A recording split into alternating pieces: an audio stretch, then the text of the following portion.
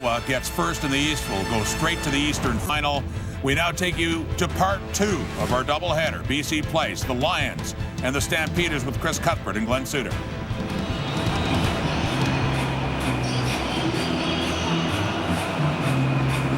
Now I'd like to welcome viewers of Ottawa, Hamilton. Congratulations to the Red Blacks who finished first in year 2 in the East Division. This is a matchup of the second and third place teams in the West who will meet next week in the West Semi in Calgary. Let's go to work now. Jonathan Jennings started the last 6 games, but it will be Travis Lulay in this one. It gives Jeff Tedford a chance to see if Lulay is ready and available physically for that playoff game if needed. There's Andrew Harris, leading the league in rushing at this point, 3 yards away from a 1,000-yard season.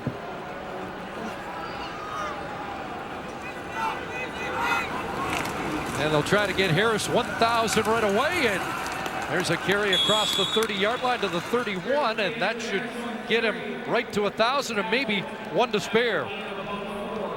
Yeah, not sure how long we'll see Andrew Harris in the game. Jeff Tedford said he'd obviously like to get him to 1,000 yards. Jerome Messam is interested in that as well on the other sideline. He's 50 yards back for the lead in the rushing race right now.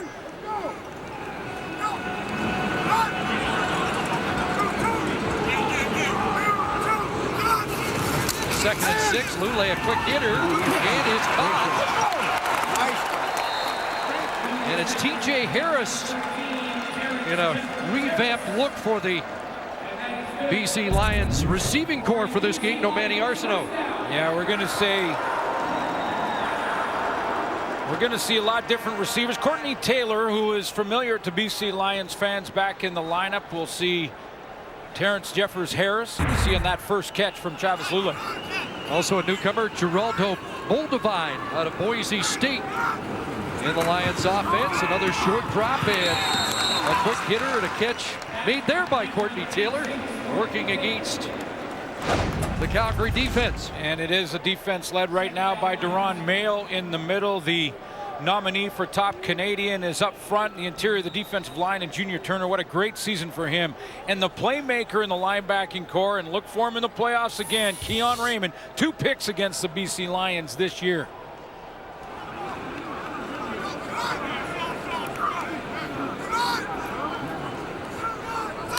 Second and about 2.5, and the handoff, and another big gain for Andrew Harris as he extends the rushing lead with that carry and a first down. Travis Lulay with a nice give here and handoff to Andrew Harris, and finish with his rollout after he gives the ball to Harris on this ride in the side. He's going to just turn over a little fake, gives it to Harris, and then he continues with the fake, and that pulls the defensive lineman up and gives a nice hole there for Andrew Harris. 14 yards for Harris, and he's got the football again. The rushing room on the left side. Mayo and Beltre finally wrap him up, but Jerome Messam's going to have some work to do as Andrew Harris some positive yards here. Off the top, it's been feast or famine this year. 4 times he's had 400-yard games, but there's also been 4 games where almost nothing happened, which kind of kept him stalled just under 1,000 yards coming into this final game. Yeah, Jeff Tedford got him his 1,000-yard mark right away. He's been going to Andrew Harris in this drive a bunch. He has 20 on the ground so far, and pass across the middle. There is Moldavine in his first CFL game, a catch, taking the spot of Lavelle Hawkins, who will be rested for the Western semifinal. Yeah, no Manny Arsenault, no Lavelle Hawkins. So you're going to see the same with the Calgary Stampeders. We'll rest some players as well, and it's kind of like the show team going right now. But Travis Lulay, important game for him at quarterback. There's Manny Arsenault, not even dressed tonight. First down at the Stampeder 30. So a pinch there, and that was well read. Tackle on the play made by Brandon McDonald, but it's an interesting night watching Travis Lulay. Yes. He wants to send a message. He's ready for the playoffs. and possibly ready to continue his career. I mean, Jonathan Jennings, we all know what he's accomplished in the last 6 games. He's been the top-ranked quarterback over the last 6 games. Probably won't see him at all in this game tonight unless you have to due to injury, but it's a good chance for Travis Lulay to get up to game speed. Coming off an MCL injury in early September. 2nd and 12. Lulay steps up a little. Shovel. Inside, and that's Buldevine dropped down at the 24-yard line short of the first down. This is what Lulay said to us yesterday, that he wants to get out there where the rush is full speed, where he has defensive backs breaking on receivers at full speed and then have to think at full speed on the fly. You see a little example of that where he just picks up his receiver as he's rushing up the middle and drops it off. Buldevine gets a touch in the first series. Won't get the first down, but Lulay looked pretty good in that first drive. And here's newcomer Anthony Farah getting a look here, and maybe an audition for the postseason. That's not going to help his case, in because Richie Leone had trouble with field goals, and Farah's been with the team on the practice roster all season long. Misses the first attempt. Jeff Tedford's team settles for 1. And now, Calgary will get the football, and we'll see what Jerome Messam has in store to challenge Andrew Harris for the rushing title. So the rushing lead is now 74 for Andrew Harris. Jerome Messam made quite an impact in his debut as a Stampeder last week. 15 carries, 121 yards. Playing in his 90th game here today, and Drew Tate at quarterback will keep on the first play and run close to a first down up near the 45. Drew Tate starts this game, and as a starter, Drew Tate 9-3 and 12 starts in his career. There's Jerome Messam. Now has a little bit more ground to make up to catch Andrew Harris, the nominee for outstanding offensive lineman for Calgary, Spencer Wilson, in at right guard. Ryan Moniz comes in on short yardage after Tate ran for about 9.5. We expect to see Moniz as well calling signals later in the game other than short yardage. And he plunges for a first down. Let's set the Lions defensive starters for you. Some changes on defense. Won't see Ryan Phillips in the secondary. Cord Parks will take over for him at halfback. The top performers back there in that back end has been TJ Lee. There's your leading tackler in the CFL, Adam Bighill, in the middle. 121 tackles and counting. By the way, they did add 4 tackles. Bighill's total. After doing highlights from the year. And again, Moniz staying in and running on first down.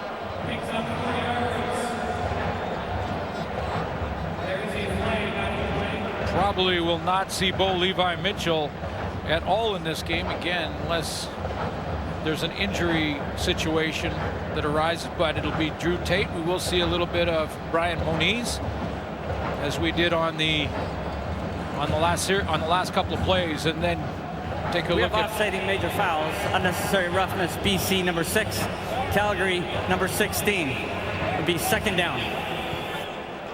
So TJ Lee and Markway McDaniel setting a little precedent prior to the playoff matchup next week. For next week, maybe a little physical presence there early on, just to let each other know it's going to be a 2-week battle.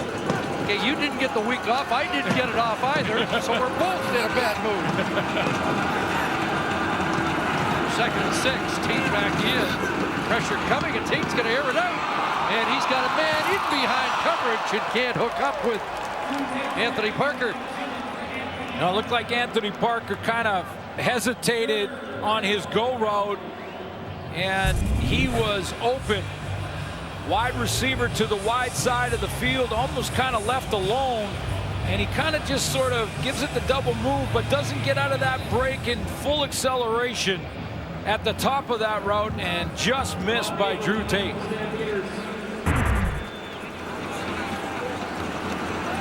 Rob Maver, number 2 in the league in punting, behind only Richie Leone.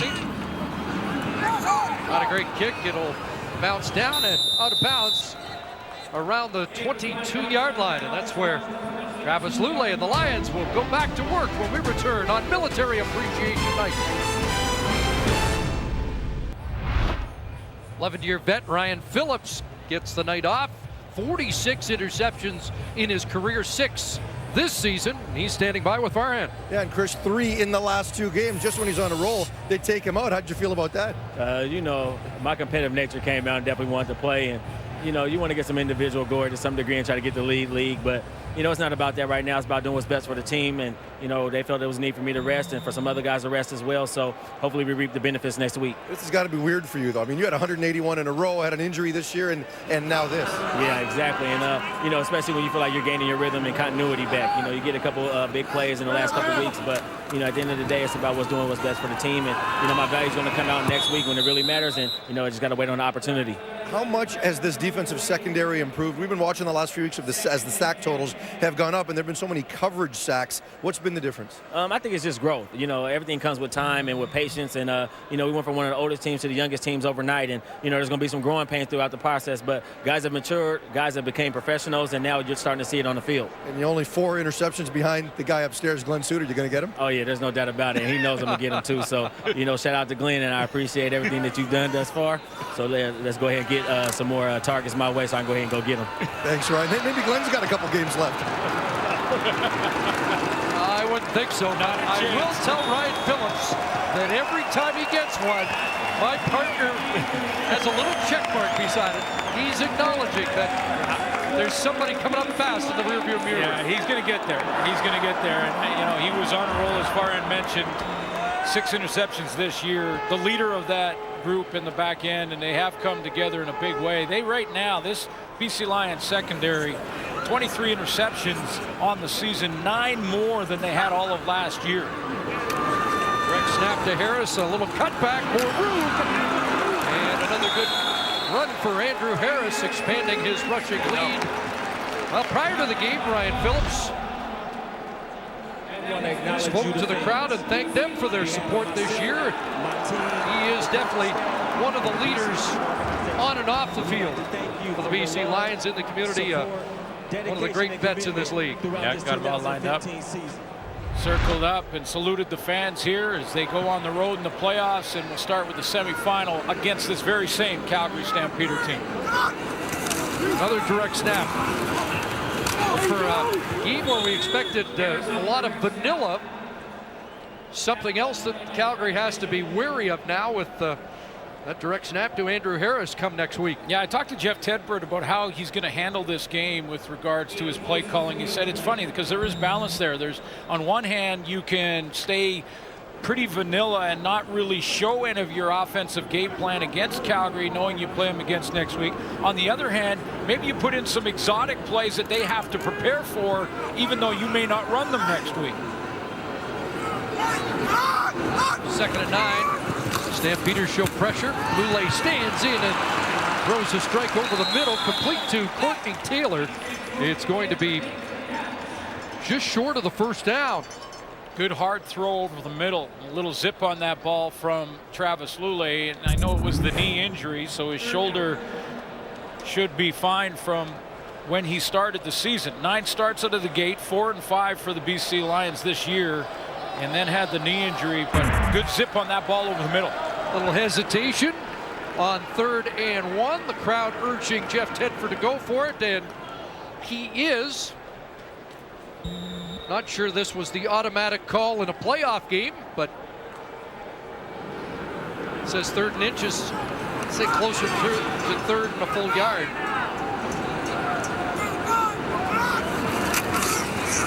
And Harris underneath, and looks like he should have enough. Deron Mayo the tackle. Interesting where they placed the ball here. It looked like that forward progress should have got him there, although the Calgary Stampeders signaling that he's short.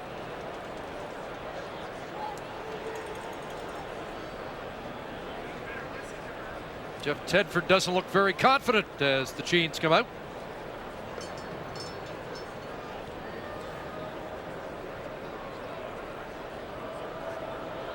And they are going to be that much short.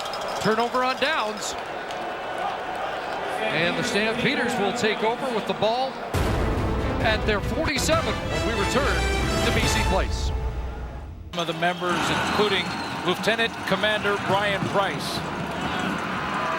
Here, Joe Messam out of the backfield, breaks a tackle and runs into Lion territory. That's a first down to the BC 50. They were also very instrumental in security for the Olympic Games here in 2010. Absolutely, sweeping the harbor, making sure everything was safe. Over, he said, 15,000 men and women, the RCMP, the military, making sure that the Olympics were safe and without incident, as they were.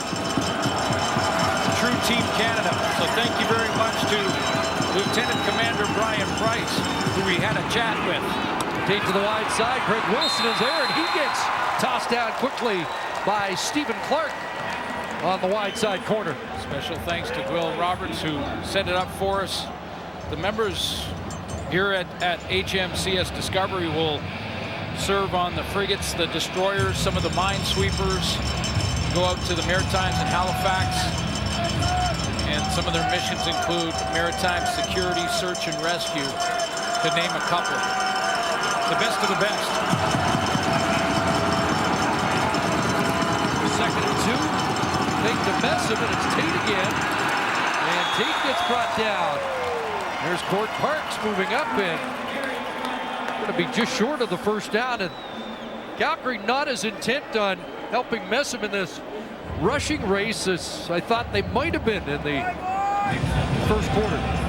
Yeah, I still think these are real important reps for both quarterbacks. I mean, if something were to happen to Bo Levi Mitchell early in a playoff game, Drew Tate has not had a lot of reps this year, not like past years. So I think Dave Dickinson wants to run his offense. Third and 1. BC will stop.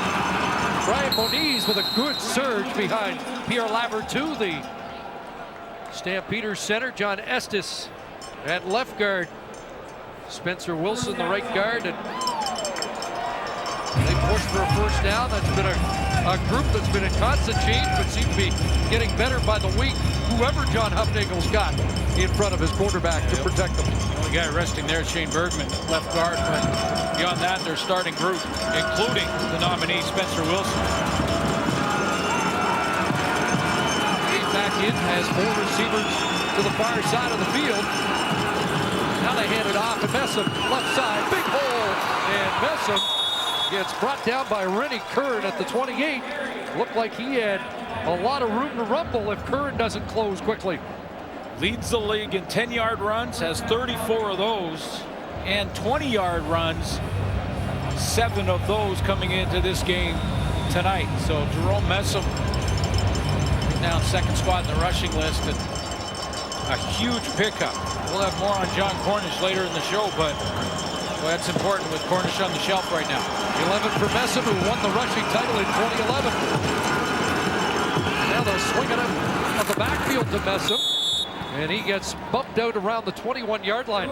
It's interesting to see Messam and Harris almost identical in receiving stats this year. That's the 50th catch of the year for Messam. Harris with 52 catches coming into the game, and they were within 2 yards of each other receiving the football.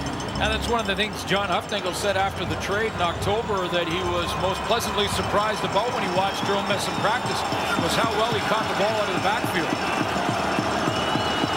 Second and 3. They'll swing it out. Here's Markway McDaniel trying to get to the corner, and does have the first down.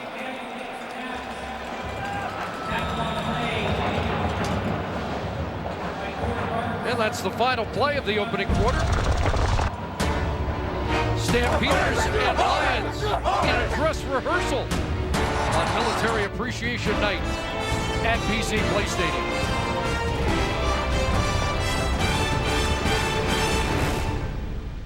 Check the numbers through 15 minutes. Well, the numbers that you don't see there is that Andrew Harris has 36 yards rushing, and Jerome Messam that 1 carry for 11 yards. So Messam now 76. That's it's a weird game. It really is, because these two teams will face each other in the first round of the playoffs. We're looking at the rushing title. Terrell Sutton in Montreal is still in that race. They play tomorrow against Saskatchewan. So we still have to wait and see until the regular season is over to see who wins the title. And we're not sure what to expect. Jeff Tedford suggested he was going to leave Andrew Harris in to get 1,000, but how much more after that, we weren't sure. But he had a busy first quarter. We'll find out if his night is done. I thought Travis Luley had a good opening quarter for his first bit of work since early September. Yeah, absolutely. I'd like to see him throw a couple of deep balls to see how that arm strength is, but looked pretty good in that first quarter for sure. Stamps in the red zone, 1st and 10. And Drew Tate with the completion. Greg Wilson has his second catch, taking the spot on the wide side from Joe West and Jeff Fuller. Fuller's still not ready to go. And West rested after a big game last week. Yeah, apparently Jeff Fuller was practicing a little bit, still had a little bit of pain in the foot, but John Huffnagel, when asked about Fuller, said that he would hold him out until playoff time anyway. Joe West not in, so we'll see Greg Wilson, we'll see Anthony Parker, a lot more of him. Lamar Durant as well in the lineup. Flag comes down, 2nd and 7, and there was some early movement. Procedure, Calgary, number 66. 5-yard penalty, remaining 2nd down. Estes, the left guard. Came out of his stance just a little bit early. Making 2nd long for Drew Tate. All the changes up front for Calgary, the number 1 team in protecting the quarterback. Only 5 sacks allowed in the last 7 games, which is remarkable. 2nd and 12. Tate steps up, throws back in the end zone. Touchdown, Lamar Durant. Flag is down. The former BC high school star with the touchdown. Let's find out if it stands.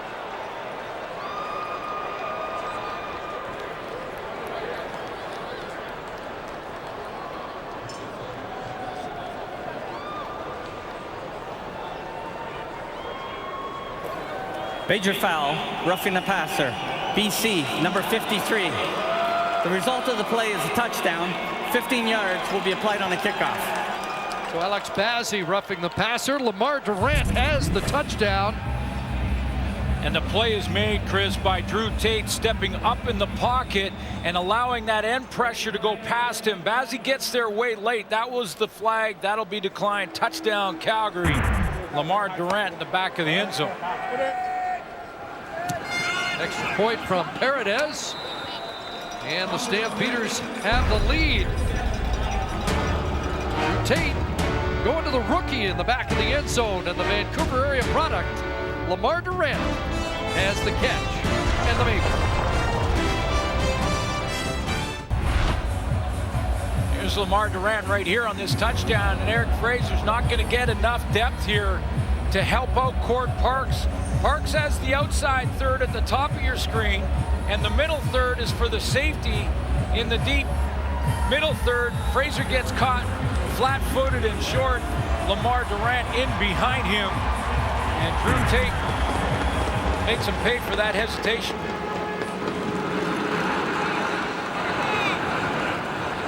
Let the ball hit the turf, and now it's scooped up, and Gilmore Lawrence, a short return.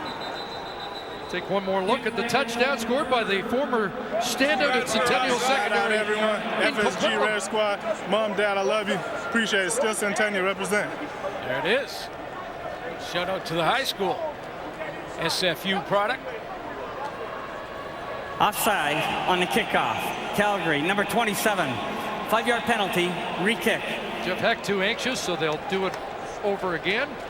But don't tell Lamar Durant this game doesn't mean anything. No, he's getting valuable reps, and a nice route here where he's just going to cut across the face of Cord Parks. See 26, he's got his outside third, but he's got another threat outside of him, so he can't jump that post. He's expecting the safety, Eric Fraser, to be back there. He got caught short, but I love the pocket presence from Drew Tate, who, as I mentioned, hasn't had a lot of reps this season, but he steps up nicely there and allows the ends and Alex Bazzi to go past him So it gives him an extra second to get that ball out of there.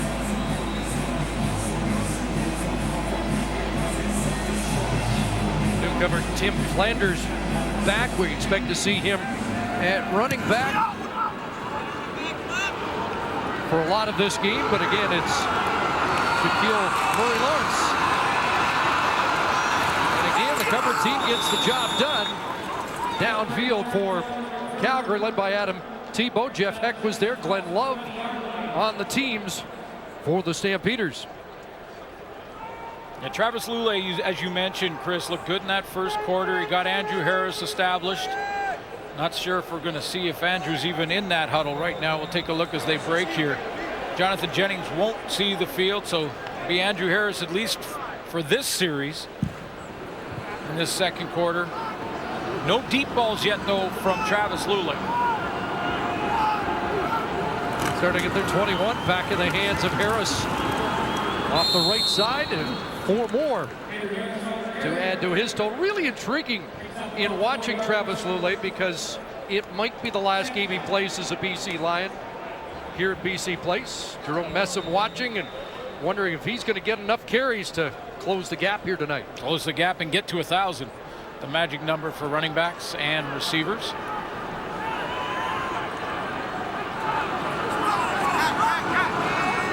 Interesting to see how many carries Terrell Sutton gets tomorrow. Lulay complete into the hands of Austin Coley. Boy, Jeff Tedford, though, as you mentioned in the quarterback department, Chris, Jeff Tedford would love to see Travis Lulay get up to speed here and be an option if needed in that semifinal, and if they go on past Calgary in the final against the Edmonton Eskimos. I mean, to have a veteran like Lulay, who's been nothing but a great pro, and help Jonathan Jennings and all the success he's had in the last 6 games, love to give him up to speed.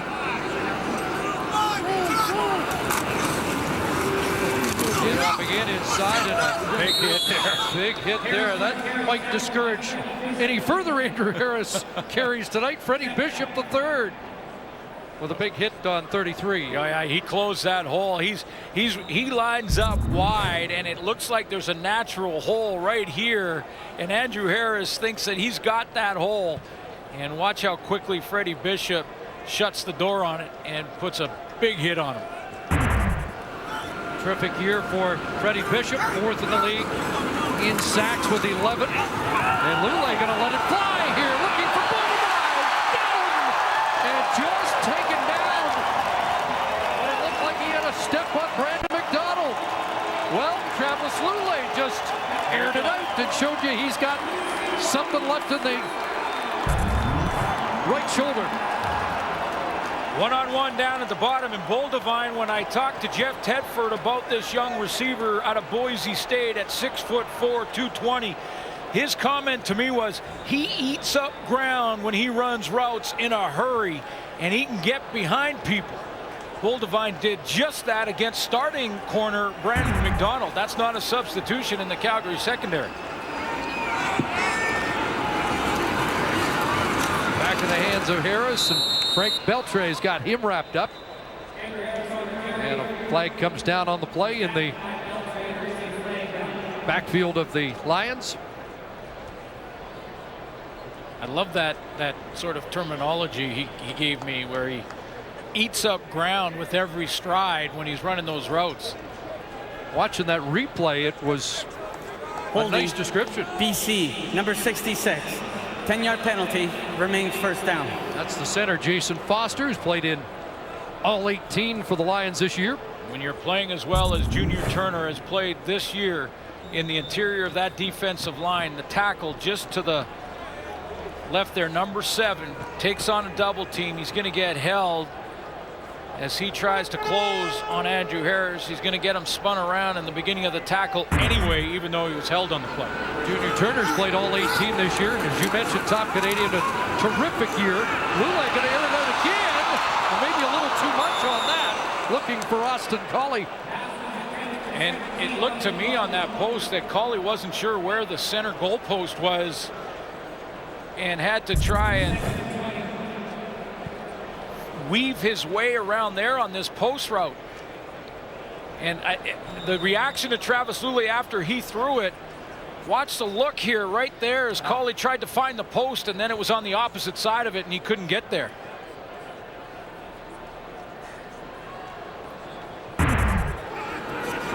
Cauley didn't play in the first meeting.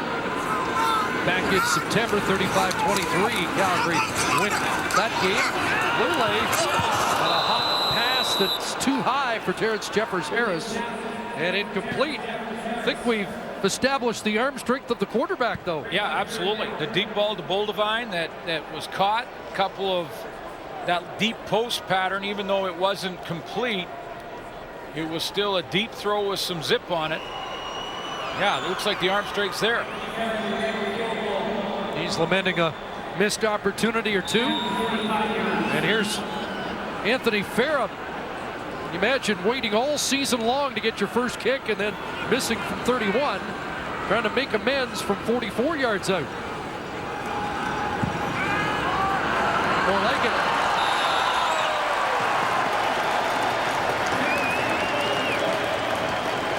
Yeah. This is big. Got to shore up their special teams. 3 for Farah, and it's a 3-point Stampeder lead.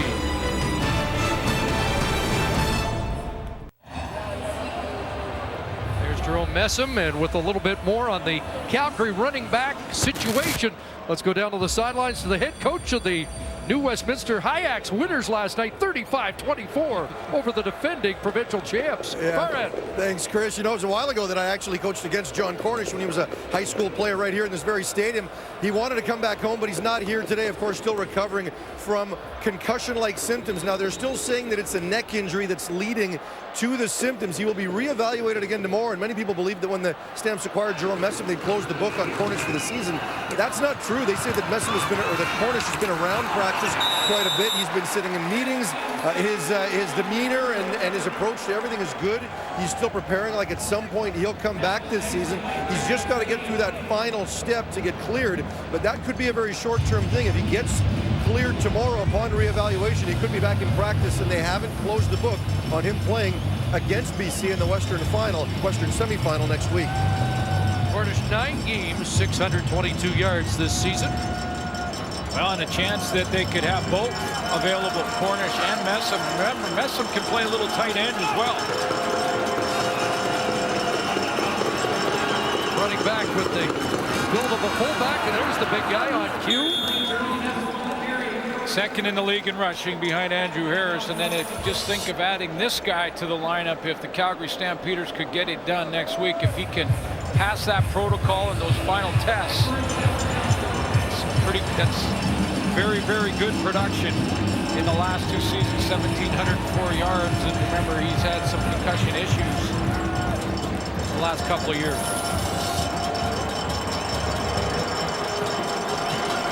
A 10-yard run for Messam. First down for Calgary at the 39. Back in his hands again. And met at the line of scrimmage and driven back. And there's Jason Araki playing a little linebacker tonight. Special teams captain, getting some extra reps on defense. Alex Hoffman-Ellis will rest tonight in the secondary, as is Ryan Phillips. Mikhail Brooks also not dressed. There's Hoffman-Ellis just to the right, cheering on Araki.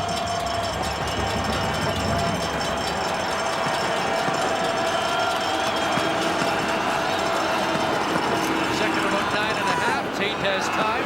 Throws the out. Greg Wilson the catch. And Ronnie Yell the tackle. But a first down near midfield for Greg Wilson. Drew Tate's doing a nice job right now of stepping up in the pocket, and the way the Lions can counter this defensively is to send a little pressure up the middle from possibly Adam Bighill or one of the linebackers. As he steps up into a linebacker, he'll take away the throwing lane. But Drew Tate on a couple of passes now, that touchdown to Lamar Durant, one of them. He's been the Maytag repairman this year. Sitting waiting for a call, but really limited activity. Rush on, trouble, and he gets bumped down. And a tackle on the play from Essa Marabi Ajufo. Well, John Hufnagel was asked about his team's approach to this final game of the regular season. The players, they've been through a long season. They know what they need to do to win football games. You know, my last message to my team before we left Calgary today is, hey, there's a lot of reasons why we want to win this game. And the biggest reason is that's what we do. That's what he's done ever since he got to Calgary. Here's Greg Wilson open, and he makes the catch, but out of bounds. Chris, I have to add to that comment. I was sitting right beside our producer, John Hines, when he asked the question of John Hufnagel, and I honestly got the goosebumps and stood up immediately and gave him a sort of a standing ovation all by myself when he said, I'll give you a reason why you want to win this game is because that's what we do. And that's the bar that John Hufnagel has set for the Calgary Stampeders. They expect to win. And that's what he says after every pregame speech. Go out and win the game. Navura, high kick. Marco Iannuzzi tripped up. Glenn Love got down there to get him on the ankles and limit the return after a 47-yard punt. 6:06 left first half on a rainy night in Vancouver.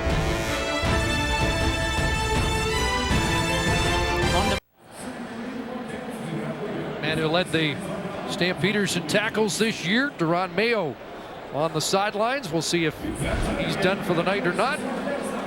Two champions, brothers, Duron and Gerard Mayo, who, of course, Super Bowl champion with the New England Patriots, and Gerard and Duron talk quite often, but when they talk, it's about family, not necessarily about football. And he stepped in for Juwan Simpson in a big way when he was injured. Zachary Lawrence now tailback. Pretty good run for the rookie out of UNLV. Hasn't had much success in limited reps this year. 14 carries, 18 yards until that scampered for 6 to 7. So it looks like that will probably be it for Andrew Harris for the BC Lions tonight. So he'll get over 1,000 yards, but still in striking range for a guy like Terrell Sutton from Montreal.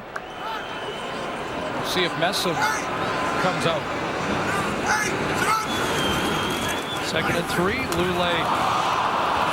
There's Shaq Murray Lawrence. That was a lateral, so alertly picked up. Not enough for a first down, but enough to avert a disaster there. Nice play made by Brandon Boudreau at defensive end for Calgary in this game. He steps up and gets in chase, and he forces Shaq Murray Lawrence here to make sure he recovers it. Yeah, right. It looked like that was close, but could have been ruled a lateral. Flag down as Sky Dawson fields it. Another flag as he crosses midfield and gets wrapped up and tossed back. Darius Lane has him in the grasp. And a couple of flags to sort out. One back at the line of scrimmage. Stampeders and Red Blacks, the only two teams without a return touchdown this season. Of course, BC got a couple against Calgary at McMahon back in September.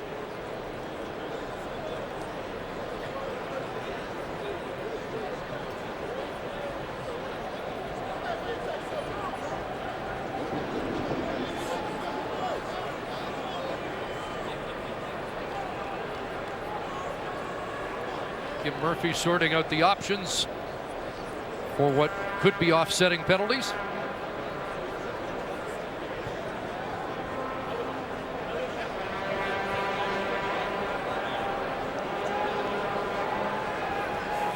Illegal downfield on a kick, BC, 41. No yards, BC, 15 yards, first down, Calgary. 2 against the BC Lions, 1 for leaving too early. You take a look at the running back comparison. Looks like the night could be over here for Andrew Harris. He finishes with 1,039 yards. So far, the rushing leader. 70 yards behind him, Jerome Messam, who is in the huddle for Calgary right now. So John Hufnagel giving Messam, it's like at least the first half. Said yesterday, if it wasn't done in the fourth quarter, it'd be too late. Big pressure, Tate hit as he delivered, and it gets to the target, Anthony Parker, but Drew Tate took one right on the chin and still managed a completion. It took him a while to regroup and get up there. And he's talking to the official. He got hit in the head, he feels like.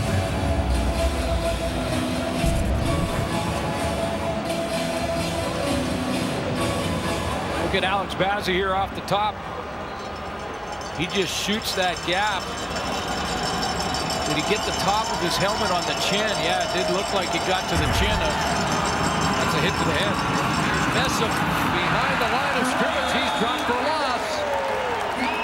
Alex Bazzi's been busy in this game, and he got support from Bo Lacombo and Jason Araki. Alex Bazzi had a real slow start to the season. In fact, was barely in the rotation on the defensive line for BC early on, but has come on strong. In fact, sacks in the last few games and leads the team now with 7.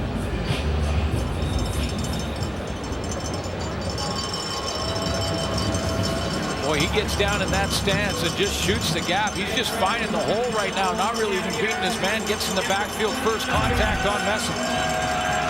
Here's Paredes from 48 yards out. Longest of the year was 51. And this one misses.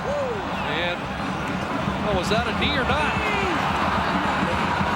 Morton Parks faked the knee. Yeah, and I'm wondering if that knee didn't touch, because that's exactly what John Hufnagel is upset with. It looked like Court Parks. First of all, you can't fake that you're doing that. The officials will call you down, and I thought his knee actually touched. I did too, and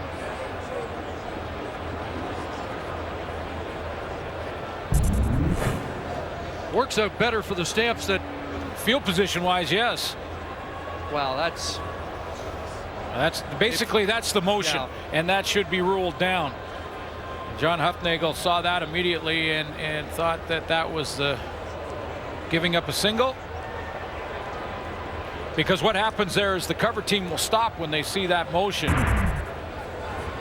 Now he gets that field position advantage, so maybe he doesn't want to argue too much more. Zachary Lawrence into the grasp of Junior Turner. As we hit the 3-minute warning here at BC Place. Visiting team with a 3-point lead. For an Ottawa team since 1978. Back to Chris and Glenn. Yeah, quite a story, quite a football game. Yeah. At TD Place today. Hamilton-Toronto semifinals, not that bad either. We're ready for that, aren't we? Yes, we are. Draw play, not going very far. Play stopped by Quinn Smith, back on the defensive side of the football after backing up on the offensive line for the past month and a half. Talk about a valuable guy. Absolutely, can go both sides, and back-to-back big plays by the interior of the D-line. Junior Turner made the stop on first down. Quinn Smith, when Junior Turner took up some blocks, made the stop on second down. The Lions are going to have to kick it away. Calgary gets good field position here. He looks leaner wearing number 90 than number 68, doesn't he? Fair to punt. That's a good boot. Sky Dawson back to the 42 on flag as he crosses midfield. And we'll sort out what is likely a blocking infraction against Calgary, the team that has had the most special team penalties this season. And it is against the Stamps. On the return, illegal block. Number 0, Calgary. 10-yard penalty, first down. And involved on the tackle, the man who leads the Canadian Football League this year in special teams tackles, Bo Lacombo. Straight keeper that you're going to see start on defense very soon. As soon as next year for the BC Lions. I talked to Jeff Tedford about Lacombo yesterday. Said he recruited him out of college, didn't get him. He went to Oregon, but he tried. He said pure football player, you'll see him play a ton. Came into the game, one special team tackle ahead of Dion Lacey, who is done until the Western Final. Pass out into the flat, and Anthony Parker wrapped up quickly there by Stephen Clark. With the Calgary Stampeders nominees for Outstanding Player Awards, and Levi Mitchell gets the nod at Outstanding Player. Ron Mayo is their defensive nominee. We mentioned Junior Turner and Spencer Wilson. Corey Harrison, rookie. There was some discussion, though, at the MOP category with great receiver Eric Rogers. Marquay McDaniel got into part of the conversation in Calgary. Shades of Doug Flutie and Alan Pitts from a long time ago. Routine over the middle, and there's Lamar Durant with a first down catch. I think John Huffnagel would tell you, when it comes to the degree of difficulty, and if you're talking about, sort of splitting it, you could go with Marquay McDaniel as the most consistent player on that team, and Eric Rogers, the explosive receiver and the leader in the Canadian Football League, right beside Marquay with the hat on. The degree of difficulty in the position of quarterback, that's why Levi Mitchell gets a nod. First and 10. Tate throws underneath Wilson, and he is spun out at the 51-yard line. Of course, there's also the Jerome Messam factor, and just one game for Calgary, so he didn't get a vote in Calgary and was not on the ballot in Saskatchewan, which I think is a flaw that needs to be looked at for players traded late in the year. Absolutely a flaw in the system. You can be second in the league, a Canadian second in the league in rushing, and not be nominated for an award that's a flaw in the system. Second and 5. Tate fires, and the receiver, Kamar Jordan, lost his footing, and the pass is incomplete. The other thing, if John Cornish does get back in the lineup for the semifinal, and Messam can play fullback. Now, I know he's not known for his blocking, but he can do it. And he steps up here on that last throw, and a good block right at the point of attack. Rennie Curran gets stood up by Jerome Messam.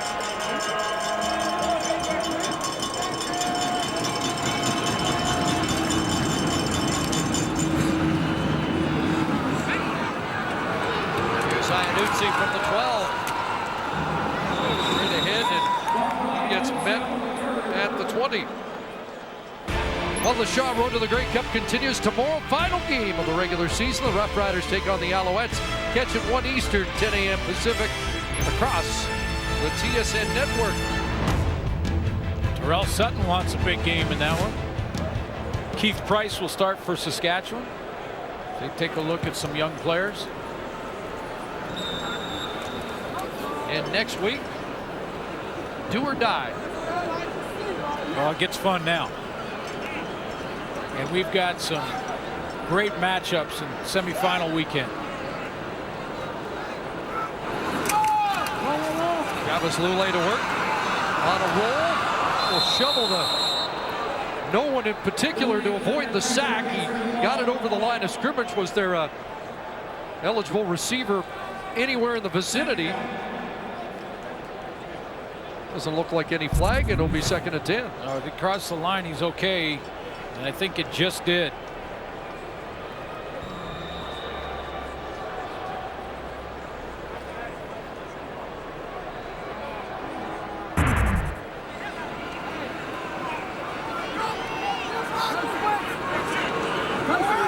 So second and 10 here in the final minute. Stamp showing pressure. Flag comes down. Calgary jumped the gun, and that ball picked off by Cianti Evans. Playing corner for Fred Bennett. Evans with it. And this one will be nullified by the offside. Let's get confirmation from Kim Murphy. There it is. He just signaled it offside Calgary. Travis Lulay had a free play. He had a guy in his face, but he tried to throw it up and see what would happen on the 50-50 throw. Evans came up with it, but offside. Calgary, number 11. 5-yard penalty. Remains first down. Correction. Second down. Called Josh Bell. I'm not sure it was. Thought it was Glenn Love, but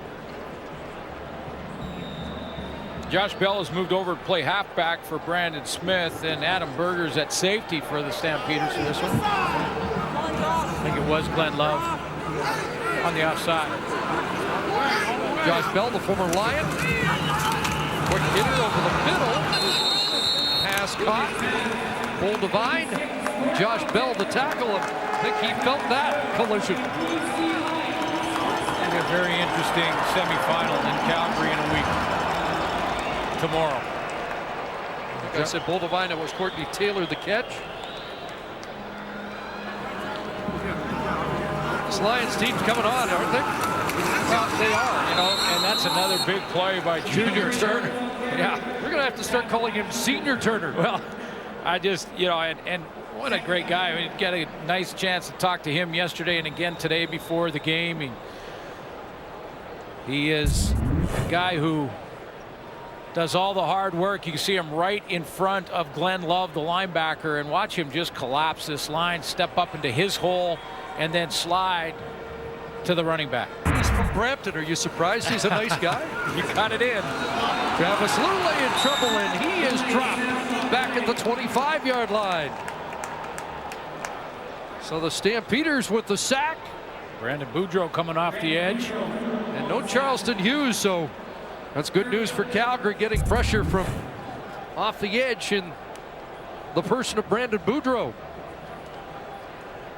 And I've been watching Junior Turner in the interior, and he is, when you get that great push up the middle and the pocket collapses from the middle, it gives those ends the one-on-one, and they can go either way, underneath or over the top to get to the quarterback. Had the punt team on, and now they are bringing the offense back to try and run 7 seconds off the clock. This is interesting. Don't allow for a big return, kill the clock, go in at halftime, and the clock hadn't been stopped, so they should be able to run it out. And that is the end of the first half. Just the one touchdown drive, 11 plays, 62 yards by Calgary. Andrew Harris with a rushing lead as we head back to Rod the Guys. Game in November here, BC Place Stadium, closest to Remembrance Day, and we encourage everybody to wear their poppies and remember those who have served and are serving on November the 11th. Well done, Colonel. That was great, and thank you to everybody out at HMCS Discovery. It was a rainy day. They said it was the perfect Navy day. Anthony Farah kicks off this second half. And Sky Dawson on the return. Up around the 35-yard line. That's where Drew Tate and the Stampeders go back to work on their final half of the regular season. So far, I haven't seen a lot of sort of exotic stuff happening. And here's the rushing comparison just to update you. Andrew Harris was taken out before the end of the first half and is probably done for the night. He is over 1,000 and the leader right now, 1,039. Jerome Messam still in the game. And he may get this third quarter, according to John Huffnagel. So we'll see if he can catch up and get a few big runs as Andrew Harris looks on. But pretty vanilla stuff from both teams, and you'd expect that. Messam starts the second half with a carry in up to the 39-yard line. Has 5. Never had a 1-2 finish among Canadian running backs in 1955. Normie Kwong was first, Jerry James was third, and in 2012 it was John Cornish finishing first and Andrew Harris third in the rushing. And again, Terrell Sutton gives Foyle a 1-2 finish. In fact, he might be able to steal the rushing title. He's at 920 right now. Tate with a completion. And that is Mark Jordan with the catch and a first down up at the 45. Both these teams sort of trying to set sort of physical tone for next week's semifinal.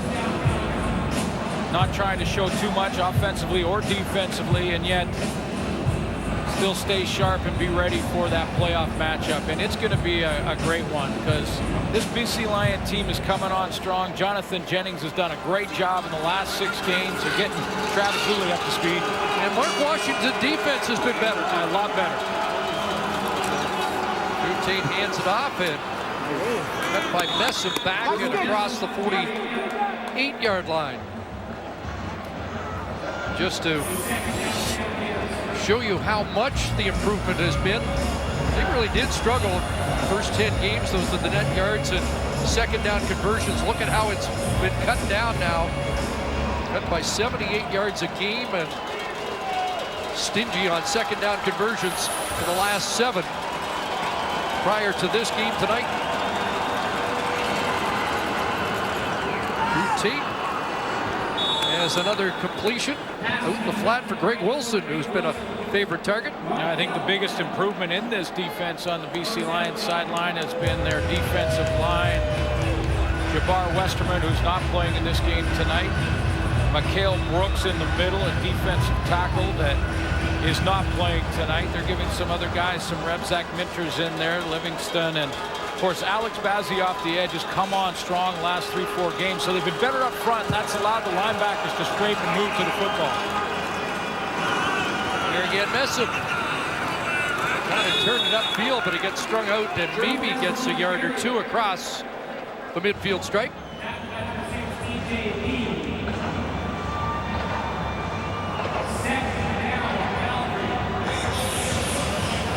Good job of Mark Washington to stay the course, stick with it. Of course, we mentioned Ryan Phillips off the top and the leadership he's brought to the back end. They've come together. And did not see much more of Adam Bighill either. CFL's leading tackle. Tackle title is safe. Second and long, pressure on. And Tate is dropped back at the Calgary 50. Bazzi. Rennie Curran and Alex Bazzi finally get to the quarterback. Bazzi making a statement that he wants more playoff reps.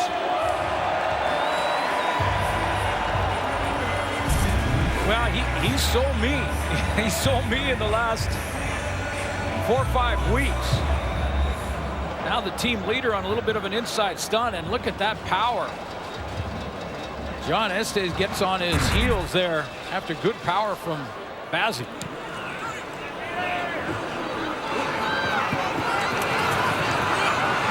Iannuzzi with the flag down. He gets dropped at the 20.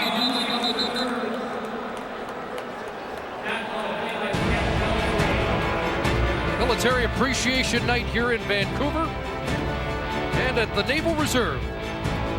We'll be right back. Stampeders have to punt again. They had an illegal man downfield prior to the punt. So they are backed up. No yards penalty as a player within the 5-yard restraining area had been pushed in.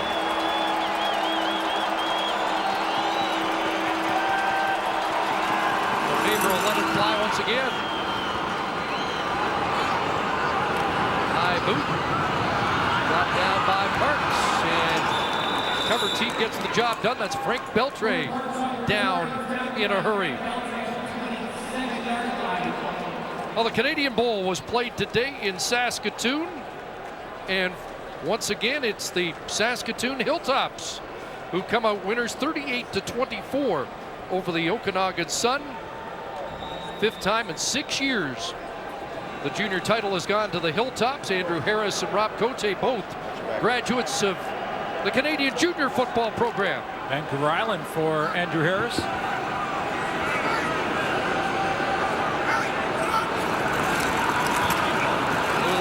On a roll, looking downfield and throws a rope that's caught down inside the 45-yard line. Terrence Jeffers Harris.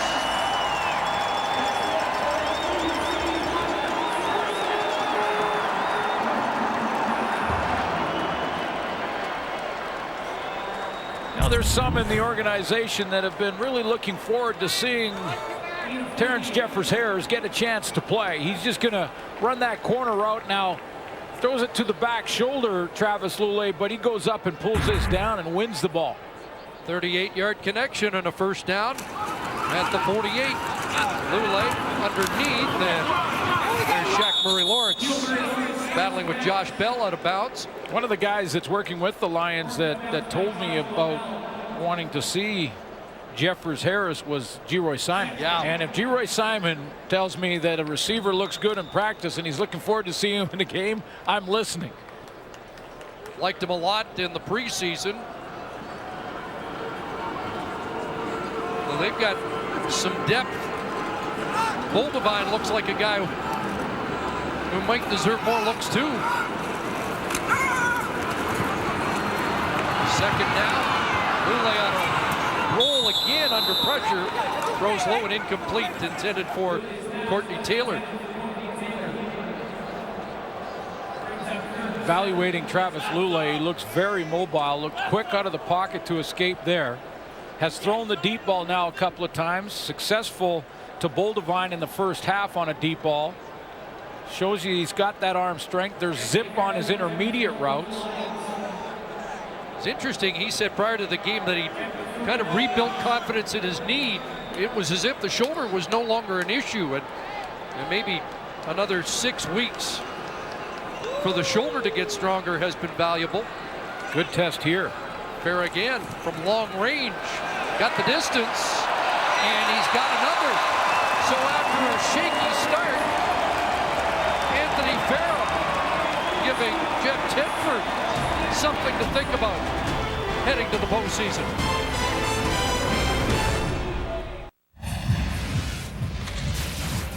Game tied here at 7. Andrew Harris with a busy first quarter to expand his rushing lead to 63 yards as we head down to him with Farhan Lalji.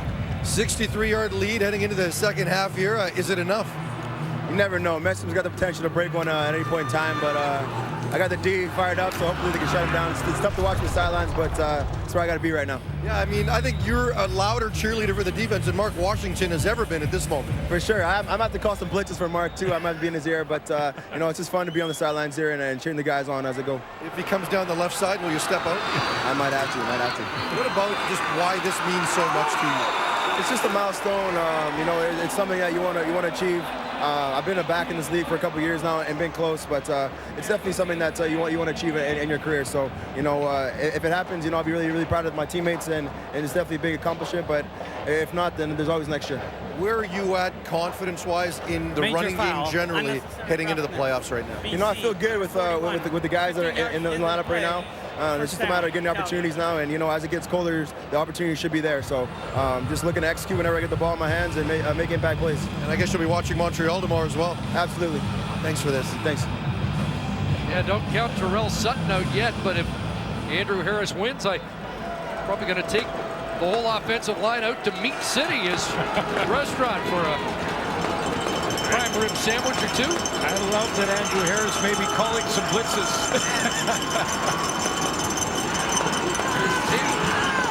And going deep, he's got Anthony Parker in behind Clark, and it's a Calgary touchdown. Well, Drew Tate shows you something, doesn't he? A couple of things on this play alone. One is his ability to roll by time, get outside of containment, and then allow the double moves and his receivers to break it here and take off. Little play action there to Jerome Messam. That pulls in the contained man. He gets hooked, and now you've got your quarterback out and dangerous. The second thing, Chris, is Drew Tate put enough air on that ball to let Parker get underneath it and take it into the end. So that's a nice touch throw over the top. The brothers got a touchdown. One play, 70 yards. Second touchdown pass of the year for Tate. Second touchdown catch for Parker in his biggest play of the year. At 70, Paredes the extra point. And Calgary doesn't waste any time regaining the lead. 14-7 here, midway through the third quarter.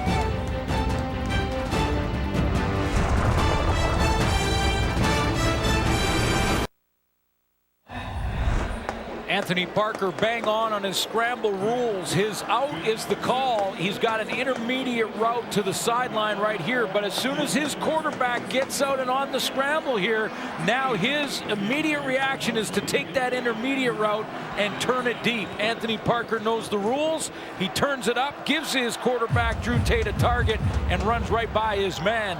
And again, Drew Tate put enough air onto that for him to go and get it.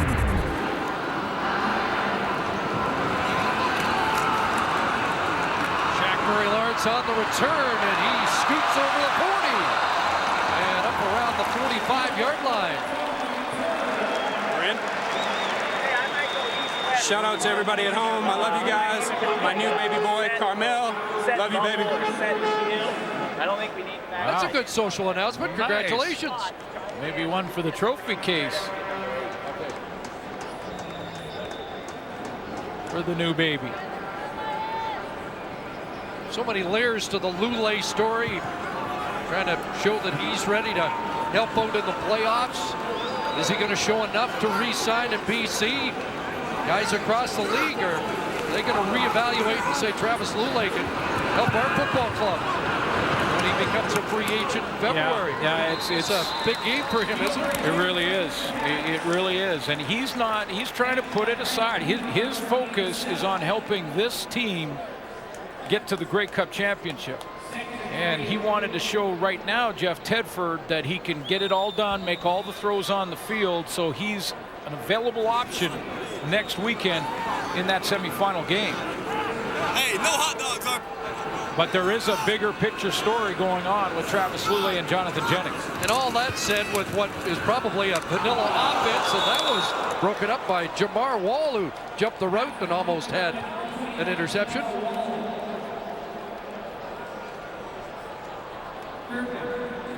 But yeah, I mean, this is a very, very important game for Travis Lule, and he got a great reception from the fans who knows just how great he's been for this organization, an MOP, a Grey Cup MVP. 7 years here, and maybe counting.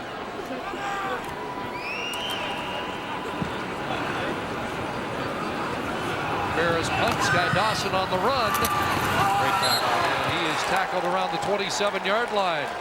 Good tackle by Darius Lane, who's a little slow to get up. Is it going to be the final game at BC Place for Travis?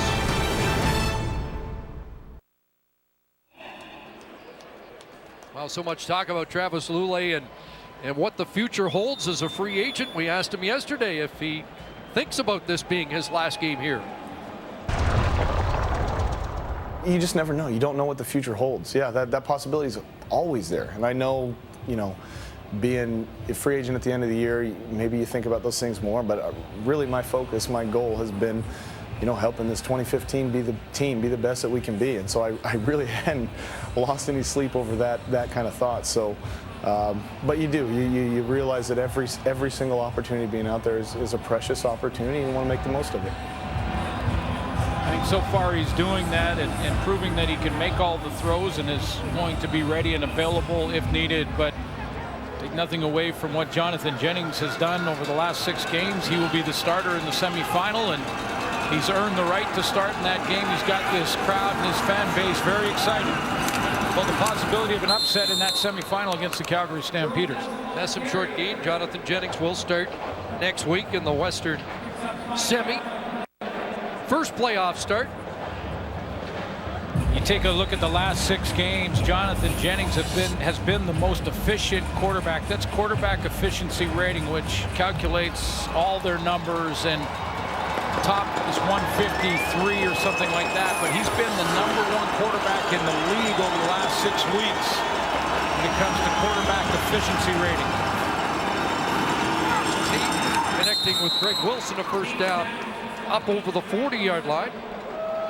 So you got Jonathan Jennings, who will start, and is really what we're seeing here in BC is a bit of a changing of the guard. And Bo Levi Mitchell, of course, will start for the Calgary Stampeders in the semifinal. And when you talk about Bo and his season, the nominee for Outstanding Player of the Calgary Stampeders, I think he's got a bit of a chip on his shoulder going into this playoff round, because people talked about Mike Riley, they talked about Henry Burris, talked about Zach Collaros at the beginning of the year.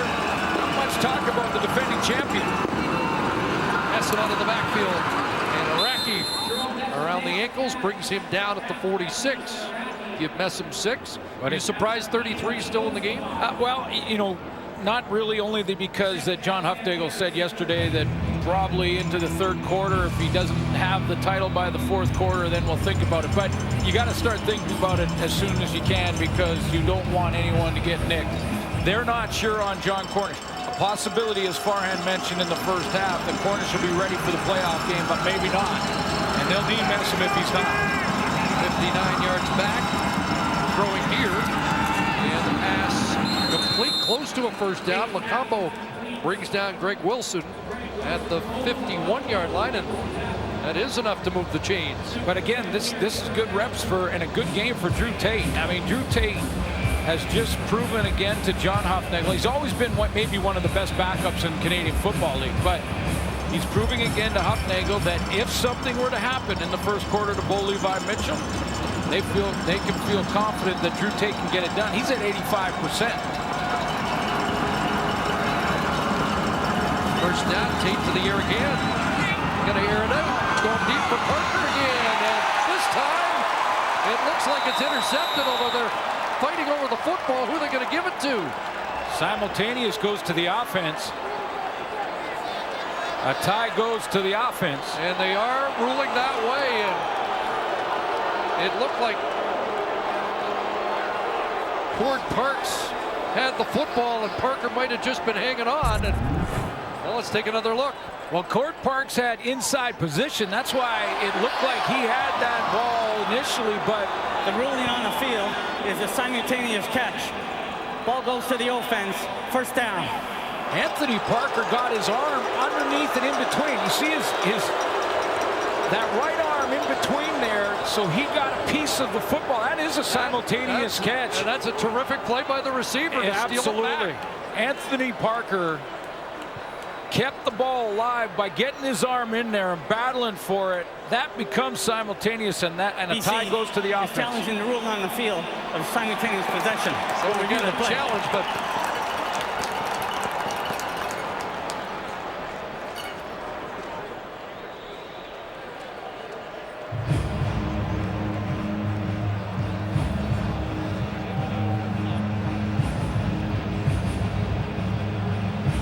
from the old tie goes to the runner. In this case, tie goes to the offensive player, even though it looked like Parks had the first shot at the football, and Parker somehow grabbed possession back. That right arm in between the hands of Parks. After review, the ruling on the field has been confirmed by replay. It's a simultaneous possession. First down. I think it's right. It's a correct call, a tough one to make, but they did it efficiently, quickly, and it was the right one because Parker kept that alive by getting the right arm in there, and they went right to the ground together. Tie goes to the offense. So it becomes a 38-yard pass play. Parker over 100 on the day, already had a 70-yard touchdown. So his biggest game of the season. And Drew Tate ducked under, a high hit, flags fly. Tate extending the play, throwing down inside the 5, and another flag comes down. There are orange flags all over the field. I count at least 4. This may take some time. There's flags for different reasons, and that's why it's not 4 that we're looking at the same thing. Major foul, roughing the passer, BC 92. Pass interference, BC number 29. We'll go to point of foul, half the distance to the goal. First down, Calgary. But the orange represents Lion penalties in that case. Lazarius Livingston. Yeah, Lazarius Livingston with the high hit. He was where Drew Tate ducked, and that flags flew there, a couple of them. And at the other end, Stephen Clark with some interference will put the ball on the 1-yard line. And Drew Tate shows a little mobility and escapability on this last play. Yeah, that's a high hit around the head. That's going to be called. No question on the flag there. And then at the end there, you can see the grab. And it's Anthony Parker again.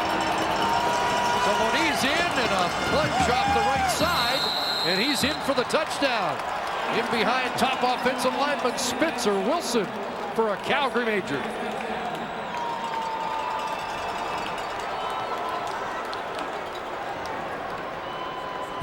Good touchdown of the year for Moniz. Yeah, good push there from the O-line. Brian Moniz has been pretty good at this all year. It used to be Drew Tate's job.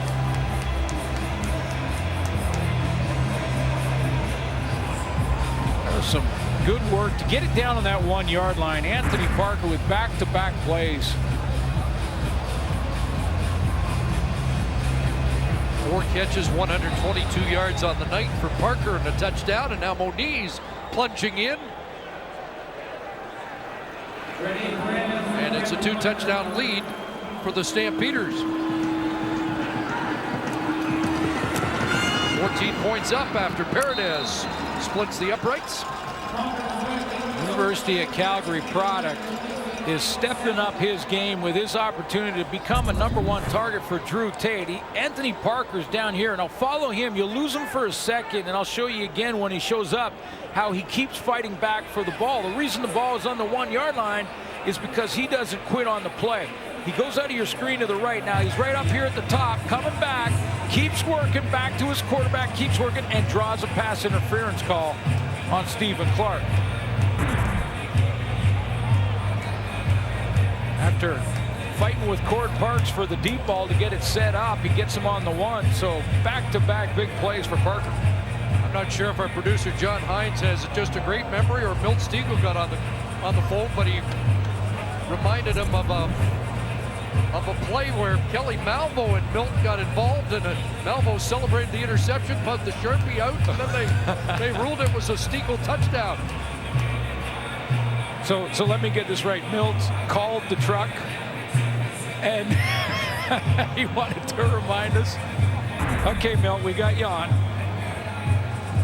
But it's the correct call. Simultaneous catch. The tie goes to the offense. Shaq Murray-Lawrence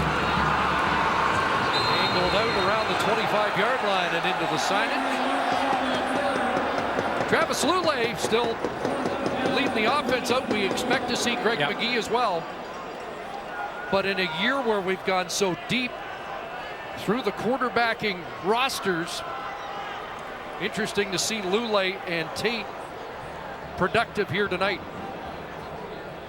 Well, it's been a tough couple of years for Lulay. There's no question. His injuries and his shoulder and his knee the latest. But I mean, you think of that 2011 year, which wasn't that long ago, Chris, that he was on top of the world, on top of the league at the position. And what a great ambassador Travis Lulay has been for Canadian football off the field. Pressure on here. A little flip ahead to avoid the sack and take some yardage. Of course, 2011, the pinnacle of Travis Lulay's career. And remember back to that outstanding MOP season. G. Roy Simon, as we mentioned earlier, was one of his go-to targets. Took the Lions to the Grey Cup championship.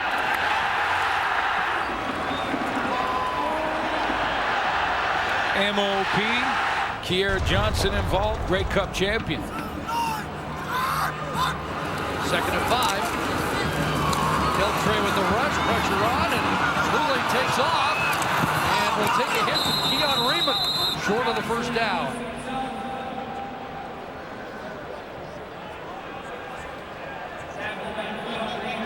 Eight-year veteran Keon Raymond prevents a first down. Well, just if you want to circle a guy in the roster, and I can guarantee you right now, we're not doing the Western semifinal. We'll be doing the Eastern semifinal, but he would be a player to watch for me in a playoff game because Keon Raymond, when the chips are down, is going to make the big play.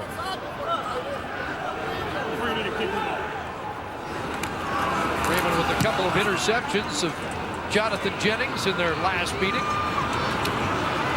Here's Dawson. Great cover downfield. That's Adrian Clark. Out of Bishop, the rookie with a special teams tackle. And Drew Tate coming back out onto the field. Had one touchdown pass on the year coming in. A pass on August the 1st against the Alouettes. A couple here tonight, and the last touchdown drive, 7 plays, 82 yards in 3 minutes and 36 seconds. Yeah, I mentioned 9-3 in his career as a starter coming into tonight's game. He's 3-0 against the BC Lions. Actually started 3 times against the Lions, won every game. There's a 21-7 lead in this one.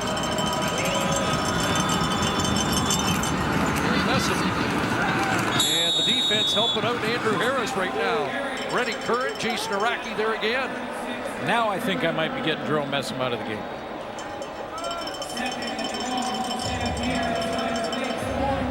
They do have Matt Walter. We've got one more play in the third quarter, and if John Hufnagel is that precise on his suggestion that if it got to the fourth quarter, it would be too late. Maybe Messam's down to his final play. 2nd and 8. Tate going deep again, wants Lamar Durant, and a couple of strides too far. So we're done through 45 minutes. Military Appreciation Night here in Vancouver. And a good third quarter for the Calgary Stampeders as Drew Tate hits Anthony Parker deep. And a couple of touchdowns for the Stamps to lead by 14. Drew Tate finally gets a start, and he has been impressive tonight, hasn't he? Yeah, 3-0 in his career against the Lions, and this is 13th start, and a 21-7 lead, and the rushing title still held by Andrew Harris, who won't see the rest of the game, and we'll see if Jerome Messam plays in that fourth quarter. He's still behind him. Going to see Greg McGee for BC, but in a year that's been so tough on quarterbacks, Henry Burris, the only starter to go all 18. Bo could have done it had they let him play today, but we're starting to develop some depth at quarterback around the league. Some new arms getting tested. And we'll see the southpaw Greg McGee come in the fourth quarter. Remember, John Beck was the starter for BC back in September, injured on a heavy hit he took in that game. Prior to this year, a quarterback who had figured in the win-loss of the previous 6 games, a guy by the name of Kevin Glenn, is Iannuzzi bouncing off contact and going down. Kevin Glenn had 3 consecutive starts for BC and 3 consecutive for Calgary in the head-to-head meetings prior to this season. Yeah, there are some great young arms, and we'll see what Greg McGee can do here in the fourth quarter. Jonathan Jennings, one of them.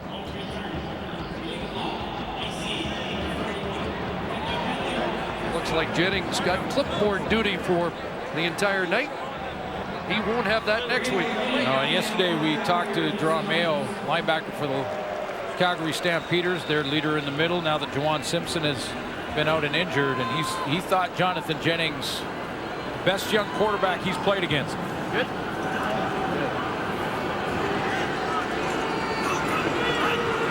So they start back at the 15-yard line. Shaq Murray Lawrence trying to get outside. And the cutback, he's brought down quickly. That's Cameron Unco. Great discussion with Deron Mayo yesterday, and we talked about him and what this game meant, and he hasn't played in this second half, but what it meant, and he talked about winning and keeping that bar set high. In fact, he said that, hey, I want to win no matter what it is, even if I'm playing my wife in spades. I want to win. He's had a good year. Here's McGee, quarterback drop, and a feet first slide as a first down. Of course, he was talking about the matchup with Jonathan Jennings and facing young Jennings in the semifinal. So, had a lot of respect for what he's done in the last 6 games. Remember, Jennings threw for 300 yards in 1 half against Winnipeg a few weeks back. The sky's the limit for number 10. You mentioned Mayo. I'm curious to see if we'll see him in the middle or on the outside with the returning Juwan Simpson. Will Simpson be available for the Western Semi? Great talk with Junior Turner as well about that team and that defense, and they pride themselves on team defense. Last thing I asked Mayo, I said, hey, does it bother you guys when people talk about the Edmonton defense and the Montreal defense and BC's defense coming? And both guys said, oh yeah, it bothers us. You're right. Well, in offensive points allowed this year, that defense is number 1. Fewest touchdowns allowed, fewest rushing touchdowns allowed. Rich Stuber's guys can make their case. Here's Greg McGee. hands of Boldevine. Offside, the call against BC will be declined. A little bit of heat on that for Boldevine, who's only about 6 yards away from his quarterback. Offside. BC, number 17. Penalty is declined. 3rd down. Boy, they love Rich Stubler, too. Those guys. I asked about what they felt about their defense coordinator. They said, you know, he is a straight-up guy. If you're in a film room and you mess up, it doesn't matter who you are or how long you've been around or how many All-Stars you won. Rich Stubler will tell you, and that's really all a player wants is honesty. Tell me where I'm at and what I need to do to improve. And they have a tremendous amount of respect for their D coordinator and play hard for him, as you can see they've done all season.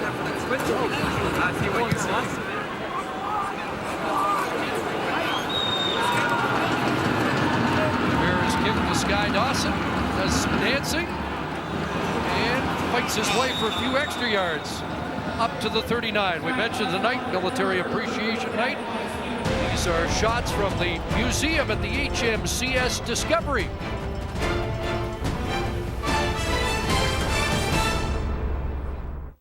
Of their divisions, one in that department. He's still in the game, and Jerome Messam dropped for a loss.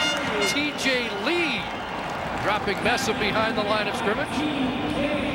Ryan Moniz in at quarterback, and Drew Tate shaken up a little earlier. We were surprised he was in on the last series, and he has now gone to the Calgary dressing room. Took some high hits, and I'm wondering if, you know, he went back in after the hits, but as he was walking off, it looked like he may have had some issues with it, just with the neck, and something's just not quite right. So we get Moniz on a Hawaii, and carries up around the 40-yard line, close to the original line of scrimmage at 2 and out. On his first series, just 1 2 and out last week for Calgary.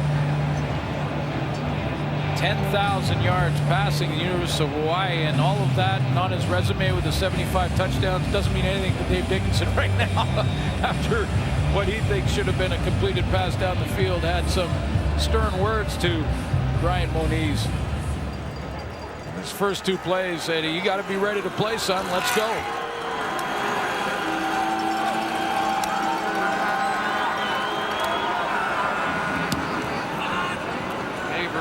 Line drive boot. Iannuzzi sidesteps the first wave and up over the 40, gets a block, and now dragged down by Uncombe at the 45-yard line. Just shy of the 5-minute mark here in the 4th quarter from beautiful BC Place in Vancouver.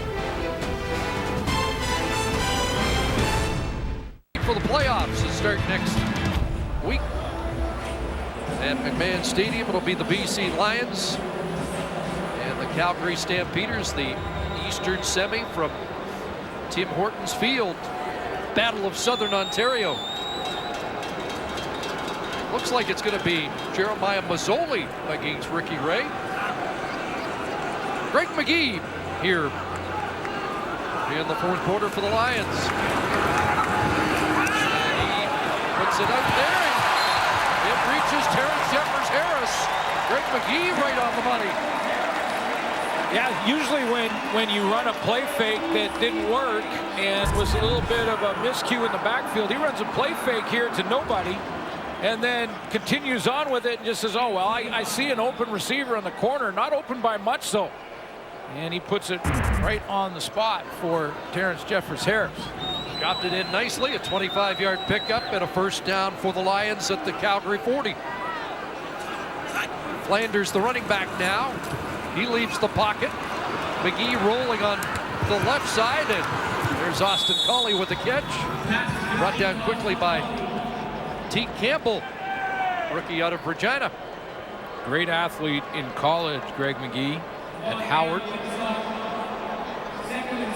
Athletic quarterback that can use his legs in big ways. You can see the arm strength. Good accuracy on that corner route to Jeffers-Harris. Can't have enough good young quarterbacks in the league. Over 2,500 yards rushing, 26 touchdowns. And Howard So a guy that can scramble gets hit here as he tried to deliver. They're calling that a fumble. Who gets back on it? It's Calgary football. And Brandon Boudreau with the hit. And he's made a couple of plays tonight and has been in the backfield a few times tonight. Coming off that edge, Brandon Boudreau. It's like he just beats Hunter Stewart around the corner. Nice rip move. And was McGee's hand or arm going forward when he got hit? The previous play is under review by the command center. That's an automatic review because the ball has been turned over. You see the arm coming forward, but had the ball already been stripped from his hand.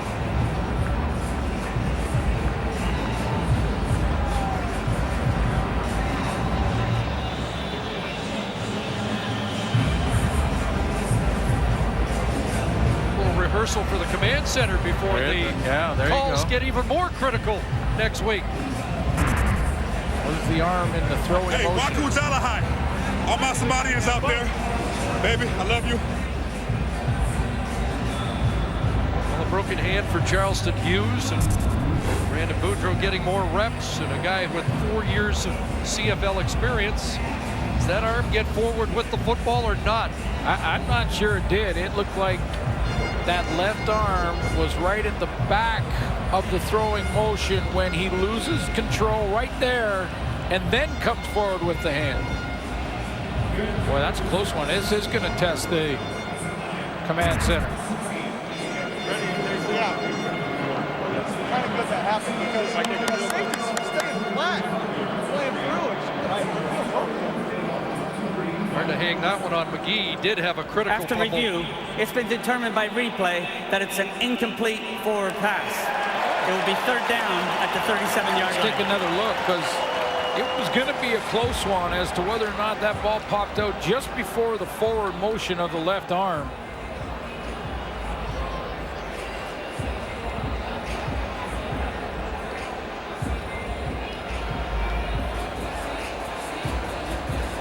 It's a play that could have been called either way, I think, but I'm a little surprised that that is the ruling. Well, and it was overturned, right? Because it was.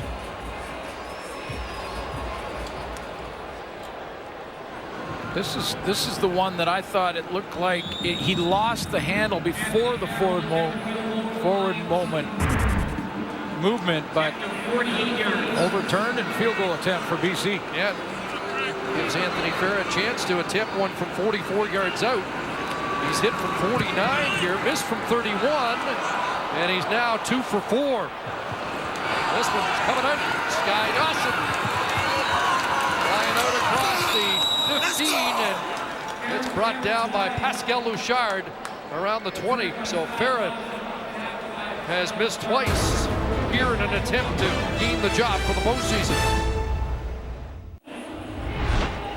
Here were the Lion team nominees this year. Adam Bighill getting top player and defensive player like his old buddy Solomon Elimimian did last year. Led the league in tackles, 121 coming in, and yeah, congratulations to Adam Bighill. Couldn't do it without him. Pay the man. Straight up. MOP. Hey, you know what I mean? Check Ryan the Phillips stats. doing a little campaigning for his buddy. There's Matt Walter into the game, so Jerome Messam is done.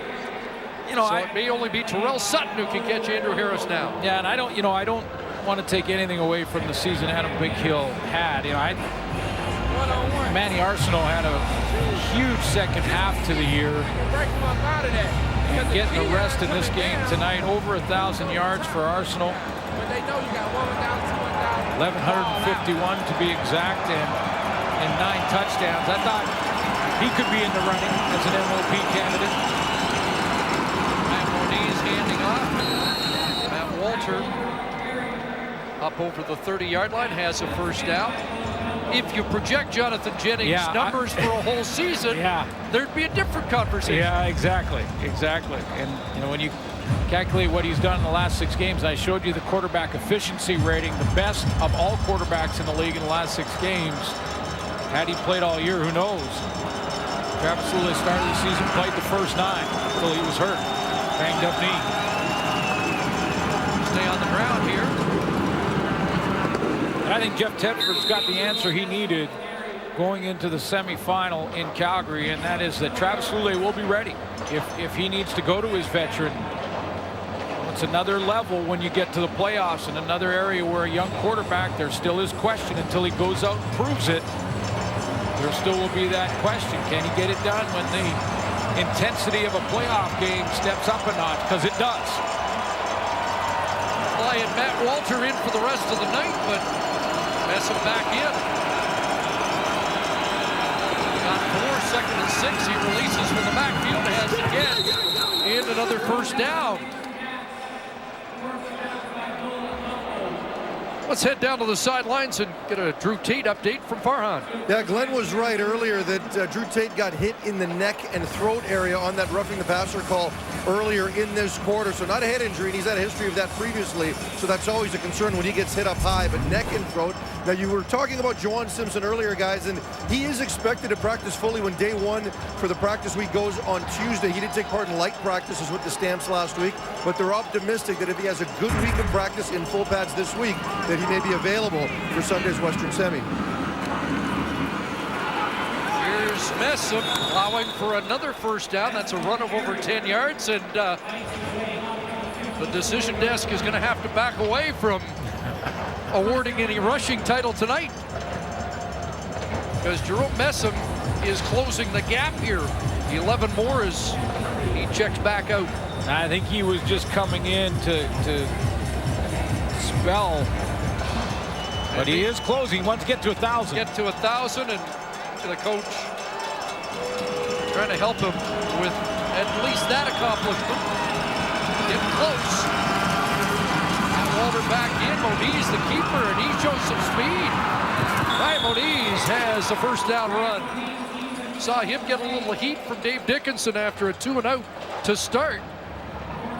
He's got the moving here on this latest possession. Yeah, real nice play fake to Matt Walter, and he gets the corner out and around Bo Lacumbo.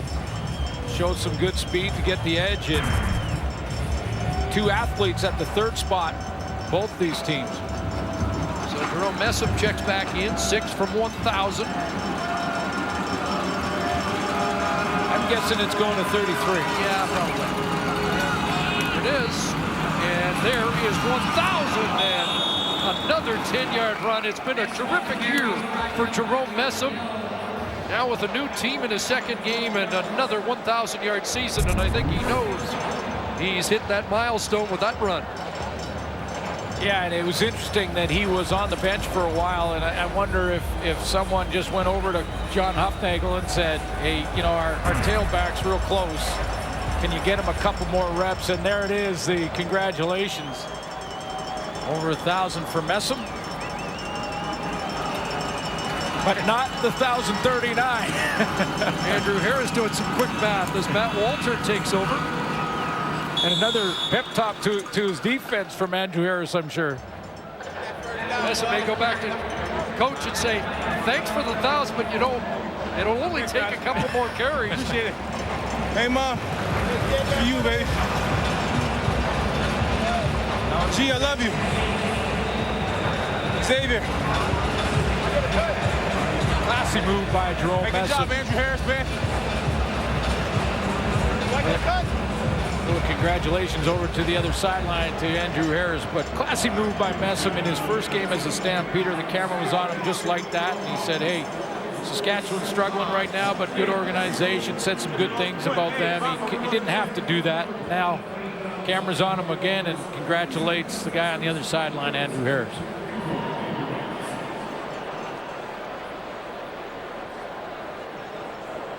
Got an injured player on the field. Gives us a chance to show you at halftime. This is a good pickup by our guys in the truck. And Jerome Messam takes a look. Where's 33? There he is. Just a little, I see you. Okay. We got 3 games left. 3 big games. Let's go. 180 in 2 games with the Stampeders. And I get healthy so we can go to work the best together, man. insurance policy. Let's go. that was purchased for the postseason. Well, it all matters next week, and that's when these two will be ready to go top to bottom in the game. But as you mentioned, Chris, if they finish 1-2, it'll be the first time in the over 100-year history of this league that two Canadians are 1-2, the rushing leaders. And remarkably, without John Cornish, who would have been very much a factor in this race, that he'd been able to stay healthy this season. Now, Terrell Sutton in Montreal is watching this, saying, hey, I've got a game to go here tomorrow. It's not over yet. And that's the kind of game where they might just feed the running back. Exactly.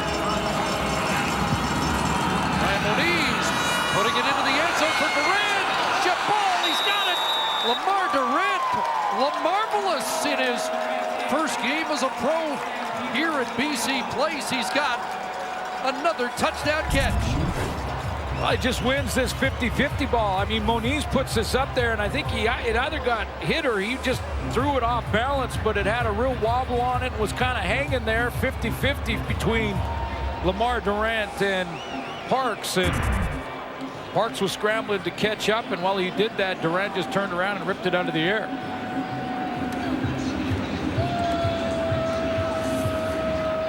A guy that didn't get drafted till late in the second round, number 18, that raised the eyebrows of a lot of people. A couple receivers ahead of him in the draft. He was ranked as the #1 receiver out of SFU. Indeed. Yeah, he did. I told him before. I was like, I'll run right by. Got a couple of souvenirs from his first trip back home as a pro. That is an all-star haircut, too.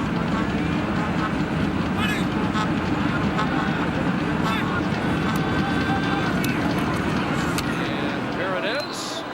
Puts the extra point through. That's standard issue at SFU? Yes, I guess so. Yeah.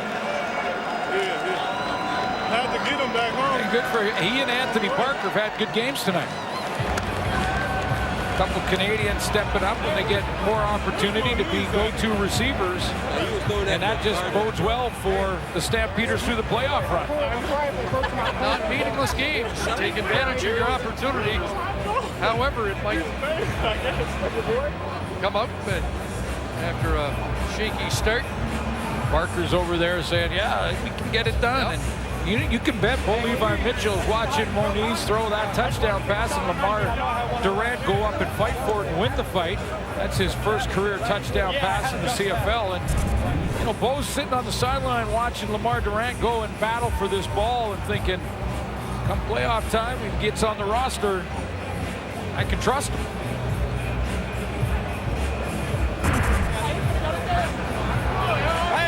and after that quick 2 and out to start for Keep fighting, baby. Keep fighting. I love you. I should have just brought him over here. Act like it was fun. Touchdown right here.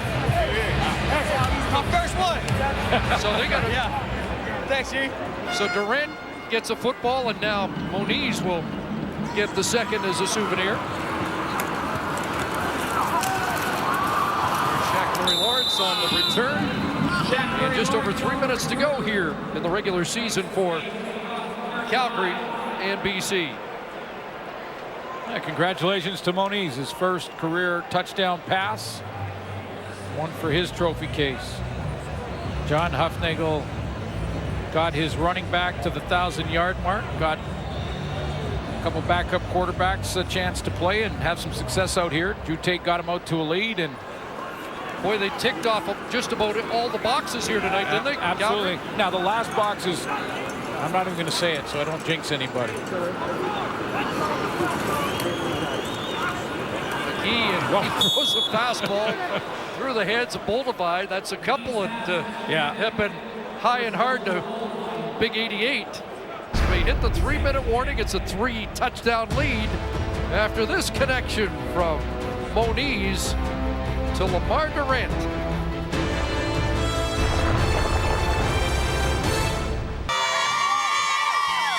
Everyone's excited about the playoffs around the corner. And we got some great matchups. Don't read anything into the score of this game.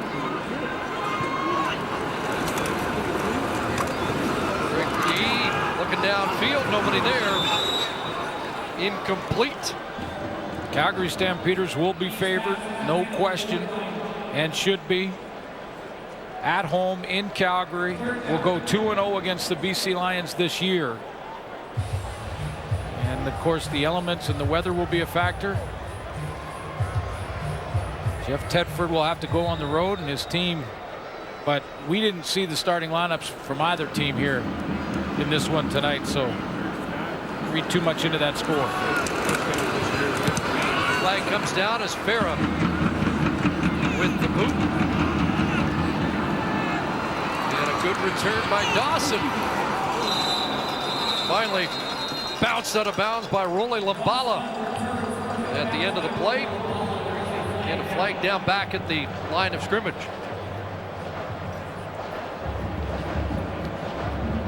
Lions extending their playoff appearances to 19 consecutive years, matching Montreal for the longest current.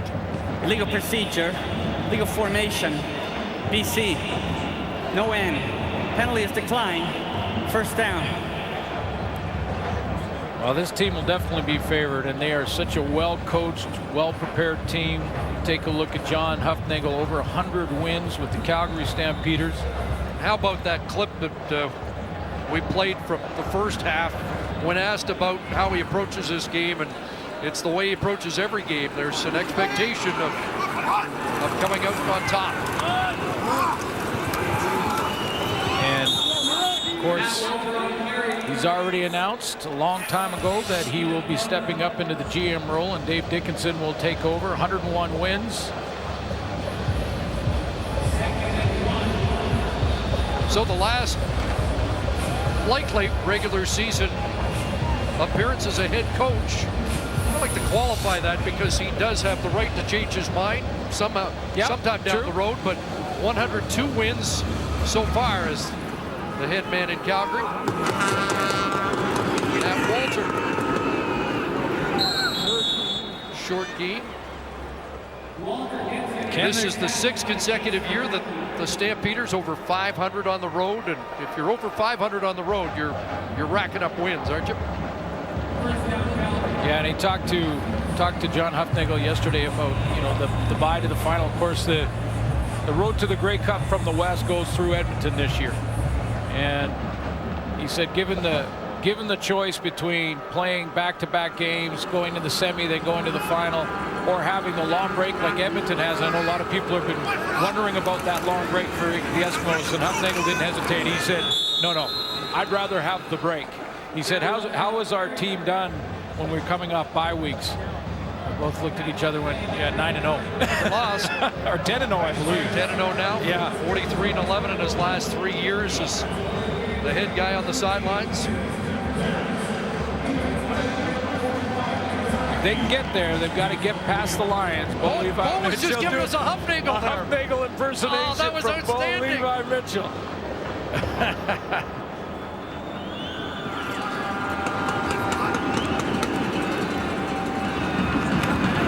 This might qualify as highlight of the night. Not Matt Walter, but yeah, I thought Bo was up to something, but yep, quarterback.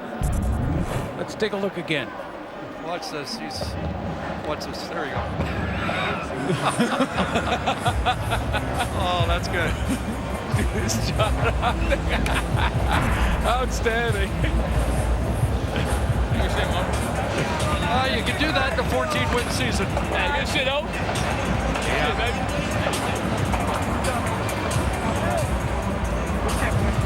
Come on, man.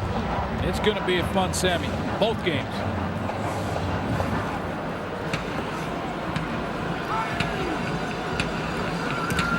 They're down and Maber looking into the corner here. And he does that so well, he's done it again inside the 10. So with a half minute to go, time for the Nissan Titan Player of the Game, brought to you by Nissan. official vehicle of the Canadian Football League. Now both backup quarterbacks started in this same. Travis Lulay, yes, he is the backup right now for the BC Lions and played pretty well, but not as well as Drew Tate. He threw 18 of 22. Got his team out to a 2-score lead, and Calgary Stampeders didn't look back. Honorable mention to Anthony Parker. He played very well, but Drew Tate gets the nod tonight. Waited till the 18th game to get a start. He'd only thrown 15 passes. And Drew Tate comes off the bench and looks as sharp as he did. There's Flanders with a carry for the Lions, and we set you up for next Sunday. There it is. Coverage begins at noon Eastern with the Eastern semi at Tim Hortons Field, and then 4:30 Eastern from McMahon, the Stamps and the Lions. Hamilton Tiger Cats beat the Argonauts 3 times this year. Can they do it a 4th? And can they do it with a backup quarterback? Without Zach Colaros, will it be Jeff Matthews? Will it be Jeremiah Mazzoli? It will be Ricky Ray. Scott Milenovich has already made that announcement. And this one's in the books. Andrew Harris, over 1,000. He is the rushing leader going into the final game tomorrow when Terrell Sutton and the Alouettes play the Saskatchewan Roughriders. And the other 33 celebrates a 1,000-yard season. That's a great shot. Wrap things up from Vancouver as the Stampeders win their 14th of the year, 28-7. They finished 14-4. The Lions 7-11. They'll beat with it all on the line next week in Calgary.